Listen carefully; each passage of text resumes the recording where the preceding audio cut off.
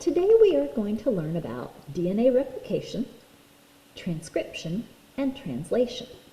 We already learned that transcription and translation are the two steps of protein synthesis, or synthesizing, making protein. We're going to add an extra step in front of that as DNA replication. This isn't part of protein synthesis, but it is something that needs to happen so cells can make copies of themselves in mitosis and make eggs and sperm in meiosis. So we also need to learn how that goes. First of all, there are 4 nitrogen bases found in DNA. They are A, T, G, and C. A stands for adenine. And adenine in DNA can only match with thymine. Thymine can only match with adenine. So A and T go together. Guanine, G, can only match with C, cytosine. And cytosine can only match with G, guess what? Guanine. So notice that C and G always go together. Notice that the letter C and the letter G are kind of the same shape, right? C and G, so those go together. A and T go together. Now, one memory trick is that apples go in the tree and cars go in the garage. Apples in the tree, A and T, cars in the garage, C and G. Whatever way you wish to memorize this. Remember, you cannot use uracil because that is only for RNA, not DNA. So if you have a letter A, it will always turn into a letter T. A letter T will always turn into a letter A.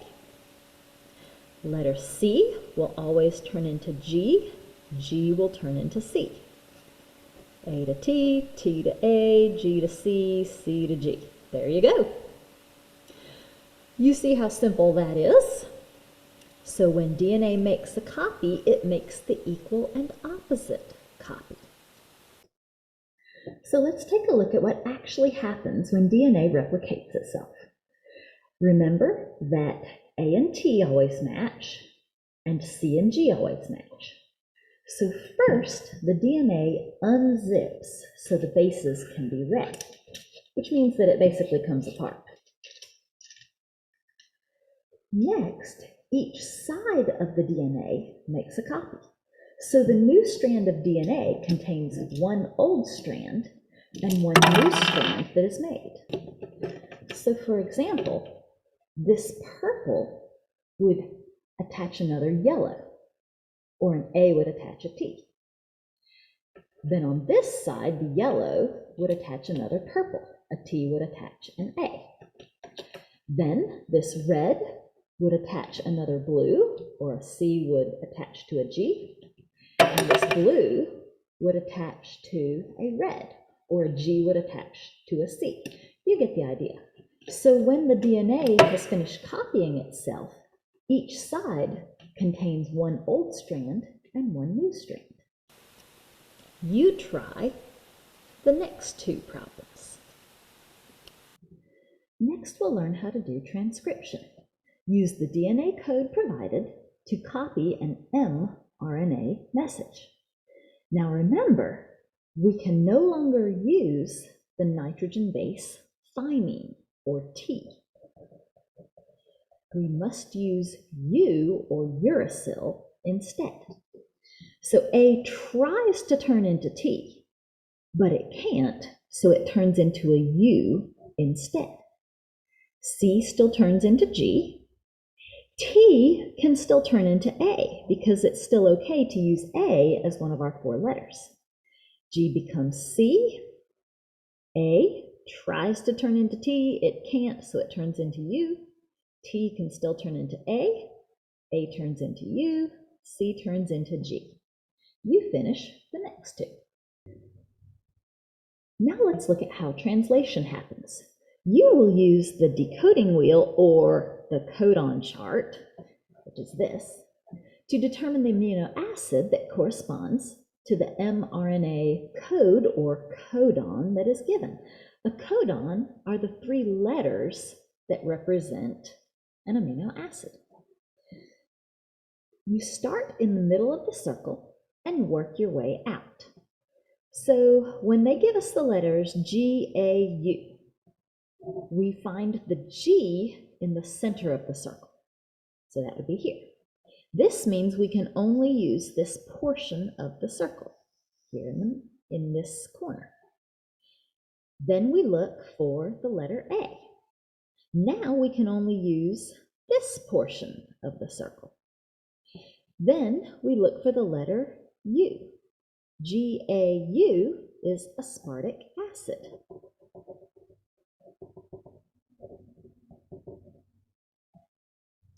Notice that there is a second codon that could also give us aspartic acid.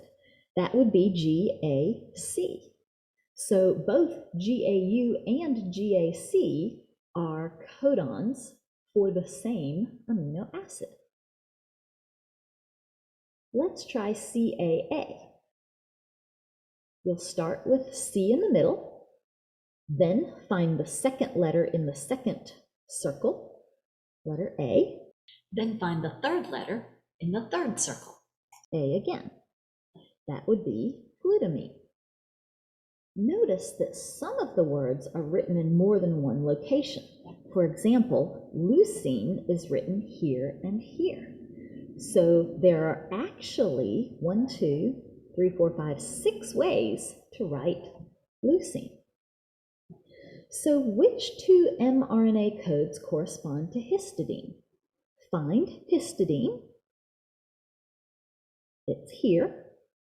Then read the 3 letters that will make histidine. And there are actually 2 ways to write histidine. Write both of those codons here. How many different mRNA codes correspond to threonine? Find threonine and find how many different ways there are to write that. Which amino acid has only 1 codon that codes for it? There are actually 2 correct answers to this one, so please make sure you write both. Next, we're going to write the amino acid sequence for the following mRNA message. So now we have an entire string of messenger RNA with 1, 2, 3, 4 codons of 3 letters each. Let's look at the first one, AUG. Now, so far, we have been using this codon chart. However, on your exam, you're more likely to find this codon chart. They're actually the same thing, but written 2 different ways, and you need to be able to read both. The first letter will be found here, the second letter will be found here, and the third letter will be found here. So if you are trying to find the codon for AUG, you find the A here, the U here, and the G here. So obviously A and U, then you say, all right, where do they cross? Well, here. So it's either isoleucine or methionine. Well, what about the third letter? AU, right? It's one of these. Then find the G over here. G right here. Oh, so it must be methionine. And if you'll notice, AUG is written out for you just in case you weren't getting it right. You can check yourself right here. Not all codon charts have that special check, but the one that will be found on your exam probably will. If you wanted to find it here, A, U, it crosses, and then G, all right, MET. Then you have to figure out what's MET. Oh, it's methionine. Notice this does give you the same answer as your circular codon chart, A, U, G.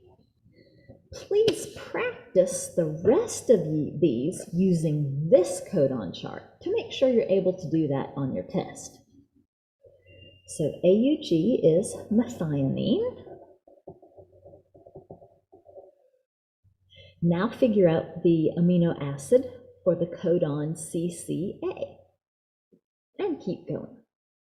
It turns out that all proteins will start with methionine. See, DNA is like one big run-on sentence that runs on forever. So how do you know where to split it up? The methionine will always show you where to start. And one of your 3 stop codons will always tell you to stop making a protein. Now in this step, we're doing the same thing, but in pictures instead of letters. Before, they wrote the letters for the codons. Now they're showing each codon as a picture. Notice the first codon is AUG, which it should be if you're starting a new protein. AUG, let's see. So the A has to match with a U, the U has to match with an A, and the G has to match with a C. So this should be UAC. Find this over here on the transfer RNA. There it is, UAC. Notice how each of these will fit perfectly into the matching anticodon. The 3 letters on the messenger RNA are a codon. The 3 letters on the matching transfer RNA are an anticodon. This particular tRNA will always carry methionine. So if these are tRNA number 1, 2, 3, and 4, then this 4th one will go first. Then the amino acid that it drops off will be methionine.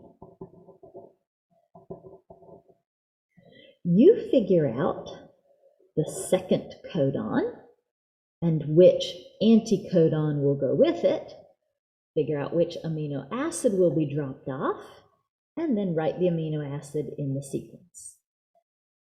Continue on for the 3rd and 4th. So now we're going to go back and review how DNA converts to messenger RNA. Remember that T will turn into A, and A tries to turn into T, but it can't, so it turns into U. Be careful and check. This is DNA turning into RNA. If the DNA is just making a copy, then yes, A can turn into T. But if DNA is turning into RNA, it must convert to the letter U. C becomes G, G becomes C, you get the idea. What if we work backwards? If this is the messenger RNA, what did it used to be when it was DNA? G used to be C, C used to be G, U, let's see, they used it instead of T, and T used to be A. A used to be T. You keep going and finish that up. Finally, the entire process of protein synthesis is called transcription and translation. Technically, just actually making the protein is called translation. But if you included transcription as well, it's okay. Another name for a protein chain is a polypeptide.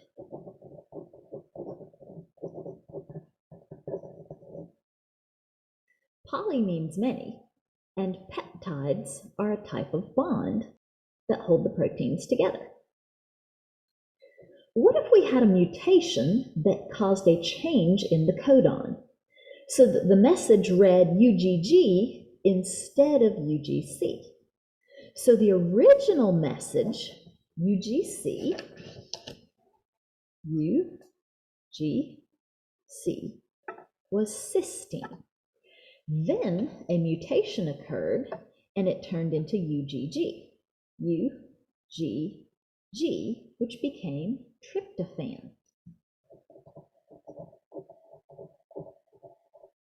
So instead of making cysteine in the protein, it would put tryptophan in the protein. This would cause the protein to be the wrong shape and it may not even work, or only work partially. So cysteine would be replaced with tryptophan. You figure out what will happen here. And by the way, not all mutations would actually be a problem. For example, UGC, if it turned into UGU, would still make cysteine, and that would actually not cause any problems at all. Now let's look at what happens during transcription and translation in the form of pictures. This is the nucleus of the cell, and those holes are nuclear pores. The DNA is inside the nucleus. Remember, the DNA is like your original copy of a really important manuscript, so you can't let it out of the nucleus because it might get damaged. Instead, if you want to take out this book from the library, you have to make a temporary copy, and that's what Messenger RNA is. Plus, you wouldn't copy the entire book, you'd only copy the pages that you needed. If you took the DNA from one single human cell and unraveled it and stretched it out, it would be 6 feet long. Isn't that crazy? So you just copy the part of the DNA that you actually need to use. So the DNA unzips, the messenger RNA makes a copy, then the DNA zips back together and stays in the nucleus. The messenger RNA, which looks like a long single strand, comes out of the nucleus through the nuclear pores and goes over to a ribosome. That's what this funny shape is. It's a ribosome. Then the messenger, so here's the messenger RNA, it comes over here and docks at the ribosome, which means parks at the ribosome. And then the ribosome begins reading each codon. So here's an AUG codon, and these funny little shaped things are transfer RNA. Each transfer RNA has an amino acid on one end and an anticodon on the other end. The anticodon matches with the codon, and it drops off the amino acid. Then the second codon matches with a second anticodon on another tRNA, and that tells which amino acid to bring as the second amino acid in the protein, and so on and so forth. It keeps linking amino acids until a stop codon is reached, and that's when the ribosome knows to stop making the protein. Each of these transfer RNAs then goes back out into the cytoplasm of the cell, finds another amino acid, and brings it back to the ribosome again. Then it goes off for another one. It's like a little transfer truck driving around picking up amino acids.